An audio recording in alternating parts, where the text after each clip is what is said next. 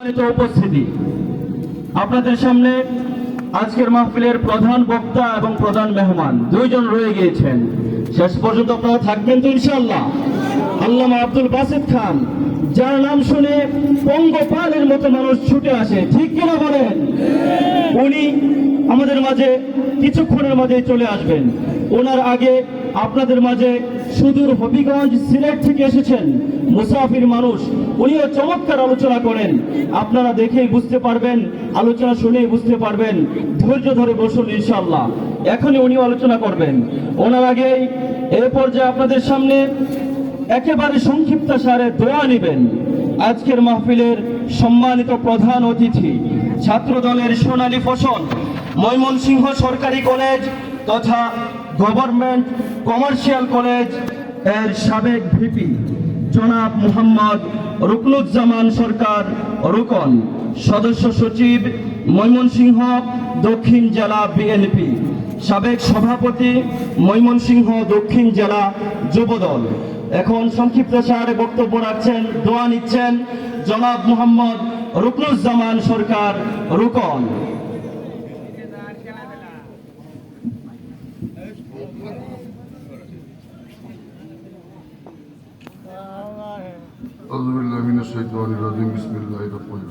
আসসালামু আলাইকুম ওয়া রাহমাতুল্লাহি ওয়া বারাকাতুহু। ওয়ালাইকুম আসসালাম ওয়া রাহমাতুল্লাহ। একটি ব্যতিক্রম ধর্মী তাফসিরুল কোরআন, আমি অনেকগুলা ইসলামী সম্মেলনে গিয়েছি, কিন্তু শিক্ষার্থী ও যুব সমাজের উদ্যোগে এই তাফসিরুল কোরআন এটি মনে আজকে আমার কাছে প্রথম, যেখানে আমাদের যুবকরা ছাত্ররা এটা আয়োজন করেছেন। আমি তাদের সঙ্গে এই আয়োজনের পূর্বে দু একবার কথা বলেছি, তাদেরকে সাহস শক্তি দেওয়ার চেষ্টা করেছি। আজকের এই অনুষ্ঠানের শ্রদ্ধেয় সভাপতি, উপস্থিত শ্রদ্ধেয় দেশ বরণ্যে আলেম উলামা কেরামগণ, উপস্থিত আমার মুরব্বিয়ান তরুণ যুবক ভাইরা, পর্দার আড়ালে থাকা আমার শ্রদ্ধেয় মা বোনেরা, খুব লম্বা বক্তব্য করবো না, হুজুর বসে আছেন, হুজুরের অনুমতি নিয়ে দুটি কথা বলবো।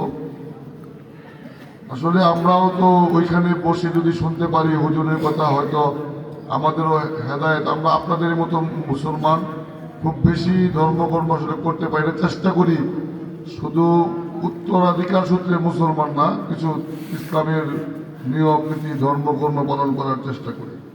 তবে আমি সত্যি যারা আজকে এই অনুষ্ঠানটা আয়োজন করেছেন, আমাদের দেশে যখন তরুণ যুবক ছাত্ররা এই চিন্তাটা মাথায় এনেছেন যে সকলকেই এই তাফসিরুল কোরআন বা ইসলামী সম্মেলনের একটা অনুষ্ঠান আয়োজন করবেন, আমি তাদেরকে ধন্যবাদ জানাই।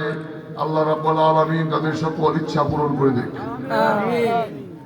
হুজুররা অনেকক্ষণ বয়ান দিয়েছেন, আমি আসলে তো হুজুরদের সামনে বয়ান না, দুটি কথা বলতে চাই।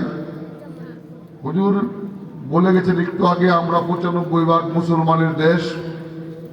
এই ৯৫% মুসলমানের দেশে আপনারা একটি ধর্মসভা করবেন, ইসলামী সম্মেলন করবেন বা তাফসিরুল কোরআন করবেন। এই গত বছর ৫ই আগস্টের পূর্বে যদি একটি এরকম তাফসিরুল কোরআন করেছেন, বিভিন্ন পুলিশের কাছে যেতে হয়েছে, বক্তাকে বলতে হয়েছে কে আসবেন কে আসতে পারবেন না, তাদের অনুমতি নিতে হয়েছে। এইখানে আসলাম, চুরখাই বাজারে নামলাম, আমার বাড়ি দাপুনিয়া। আমি একজন পুলিশও পেলাম না, একজন চৌকিদারও পেলাম না। এটাই তো হওয়ার কথা, মুসলমানের দেশে আর মুসলমানকে পাহারা দিতে হবে কেন? অথচ ঠিক ৫ই আগস্টের পূর্বে যদি আমরা গত শীতে ধরি, আমাদের অনেক আলেম উলামা কেরামগণ ইসলামী সম্মেলনে কথা বলতে পারে না।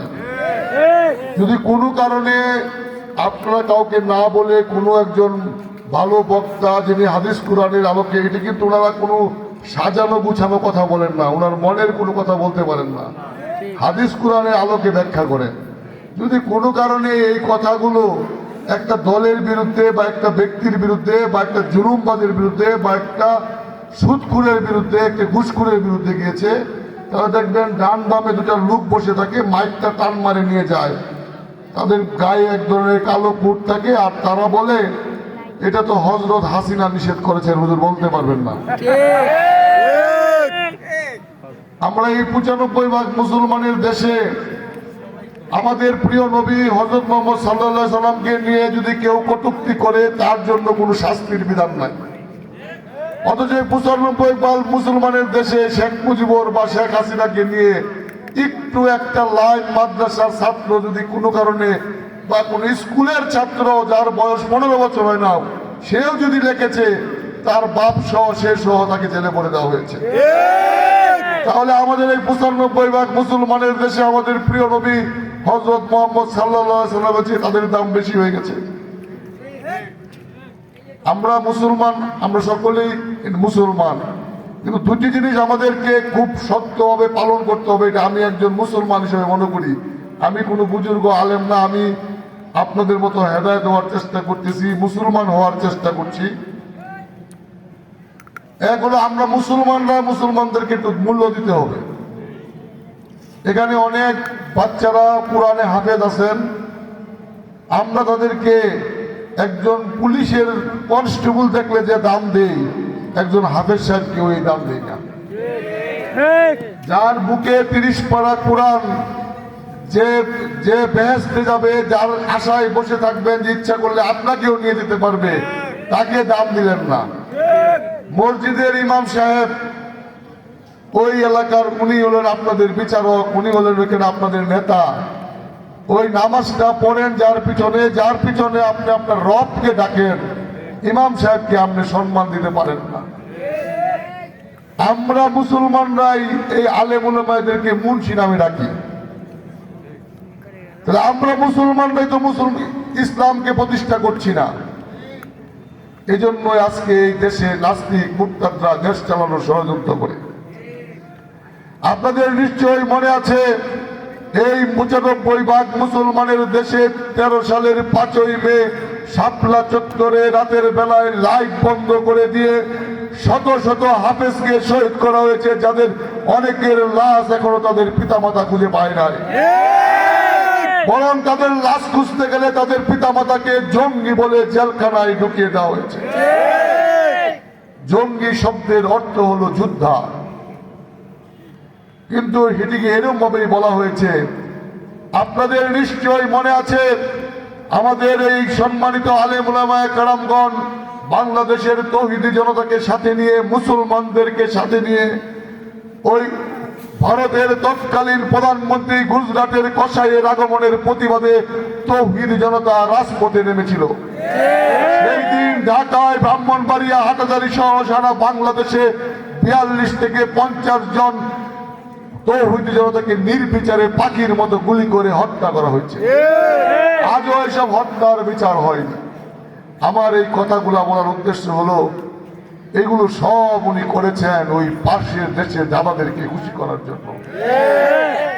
উনি শর্ত দিয়েছেন, আমাকে তোমরা ভোট ছাড়া প্রধানমন্ত্রী রাখো, আর মুসলমানদের কেমনে অত্যাচার করতে হয়, 2টা ব্যাটারির তার আর একটা ব্যাটারি হলে আপনি জঙ্গি। আপনাকে বড় বড় করে ওদের কিছু মিডিয়া আছে যারা ওই দেশ থেকে সুইচ দিয়ে চালায়, আপনার 14 গোষ্ঠীকে জঙ্গি বানিয়ে দিবে। প্রতিবাদ করতে পারবেন না। 800 টাকা কেজি কাঁচামরিচ খেয়েছেন, প্রতিবাদ করলেও জঙ্গি হয়ে গেছেন। এখন আমরা অনেকেই প্রতিবাদ করি, অধিকার আদায়ের কথা বলি। একবার চিন্তা করেন, 5ই আগস্টের আগে যারা শহীদ হয়েছেন, এরকম অনেকের লাশ আজও খুঁজে পাওয়া যায় না। কাজে মুসলমান হিসাবে আপনি কোন দল করবেন এটি পরের চিন্তা ভাবনা, আপনি কোন পক্ষে ভোট দিবেন এটি পরের চিন্তা ভাবনা, আপনি কোন দলের কর্মী হবেন সেটি পরের চিন্তা। কিন্তু আপনাকে সর্বপ্রথম মুসলমান হিসাবে মাথা উঁচু করে বেঁচে থাকার জন্য ওই দাদাদের দাসত্ব আর মানা যাবে না। আমাদের দেশে আমরা আর পরাধীন থাকতে চাই না। আমাদের দেশে আমরা কাউকে আর খাজনা দিয়ে চলতে চাই না। আমাদের দেশে নির্বিচারে ইসলামী সম্মেলন করার জন্য আমরা কারো অনুমতি নিতে চাই না। আপনাদের মনে পড়ে না, এই দেশের বিশিষ্ট আলেম উলামায়ে কেরাম এমনকি একজন বাকি ছিলেন, আল্লামা বাবুনগরী সহ প্রত্যেক আলেম উলামাদের কোমরে দড়ি বেঁধে এক কোট থেকে আরেক কোটে নেওয়া হয়েছে ইসলামকে অপমান করার জন্য। কাজেই সেই দেশটি যদি আবার আমরা না চাই, একটা বিষয়ে আমাদের ঐক্যমত থাকতে হবে, এটা মুসলমানের দেশ, এখানে কোনো নাস্তিক মুরতাদদের জায়গা এই দেশে হবে না। এই দেশ থেকে 5ই আগস্ট যেই ফেরাউন হেলিকপ্টারে করে পালিয়ে গেছে, সেই ফেরাউন আর এই দেশে কোনোদিন প্রবেশ করতে পারবে না। এরপরে আমাদের ভিতরে মায়ের পেটের ভাই ভাইও প্রতিযোগিতা হবে, সেটা আমরা সকলে মুসলমানের ভিতর থাকবে। কিন্তু মুসলমান আর ইসলামকে পরিপূর্ণ নিরাপদ রাখতে হবে। তাহলে আপনি আমাকে যে জন্মের সঙ্গে সঙ্গে আমার মৃত্যুটা যেমন নিশ্চিত হয়েছে, আমি যদি কিছু আমল না নিয়ে যাই, আমার কবরে যাওয়ার সঙ্গে সঙ্গে যখন আযাব শুরু হয়ে যাবে, আপনারা সকলে মিলে আমাকে রক্ষা করতে পারবেন। কাজে আমাদের এই মুসলমানদের আজকে বিরুদ্ধে আরেকটি চক্রান্ত, হুজুর যদি বেয়াদবি না এটি বলে আমি আমার বক্তব্য শেষ করব।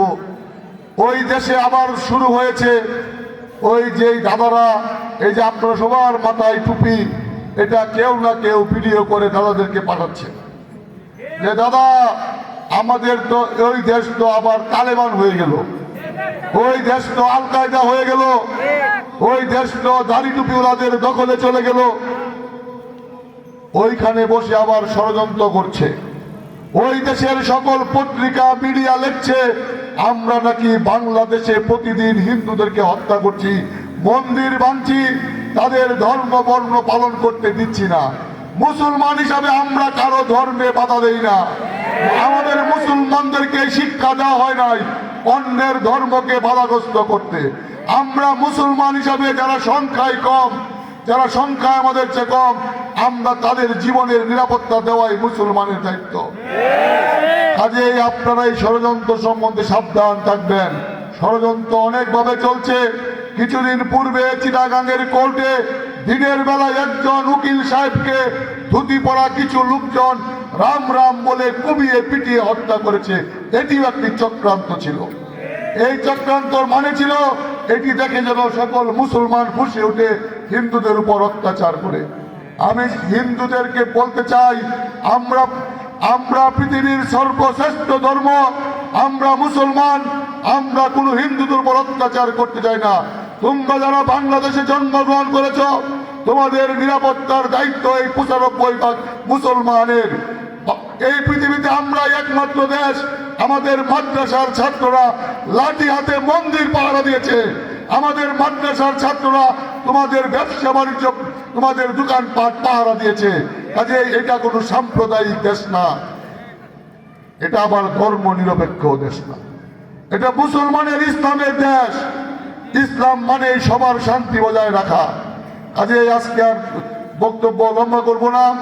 আমি আশা করব আমরা যেন আজকের এই কোরআন এই তাফসীর থেকে আমরা যদি গত 365 দিনে কোনো ভুল ত্রুটি করে থাকি, আমাদের জীবনে যদি কোনো অন্যায় হয়ে থাকে, আজকে এটা আমরা আত্মশুদ্ধি করব।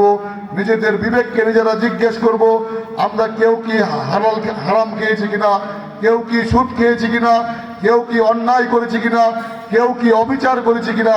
আজকে থেকে যেন আমরা আবার শপথ নেই যে আগামী বছরে ইসলামী সম্মানপন্ত মুসলমানই থাকে না, ইসলাম ধর্মের বিরুদ্ধে যায় এমন কোনো কাজে আমরা অংশগ্রহণ করব না।